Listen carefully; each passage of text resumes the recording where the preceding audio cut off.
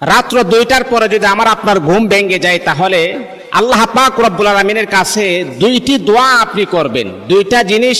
দুইটি দোয়া আপনি যদি করেন, তাহলে ইনশাআল্লাহ আল্লাহ পাক রব্বুল আলামিন আপনার যে কোনো হাজত আমার আল্লাহ পূরণ করে দিবেন। মনে রাখতে হবে, ওই সময় ঘুম ভাঙাটা এটা আল্লাহ পাক রব্বুল আলামিন স্বয়ং আমার আল্লাহ আপনাকে মেসেজ দিয়েছেন।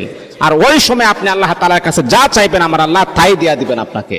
এই জন্য আমার প্রিয় বন্ধুগণ, বিশ্ব নবী মদিনার কামলিওয়ালা নবী সাহাবায়ে কেরামকে বললেন, ও আমার সাহাবীরা শোনো শোনো, রাতের বেলা তোমরা যখন গভীর রাত্রে যখন ঘুমিয়ে যাও, হঠাৎ করে যখন তোমাদের ঘুম যখন ভেঙে যাবে, তখন তোমরা পড়বা লা ইলাহা ইল্লাল্লাহু ওয়াহদাহু লা শারীকা লাহু লাহুল মুলকু ওয়া লাহুল হামদু ওয়া হুয়া আলা কুল্লি শাইইন কাদির।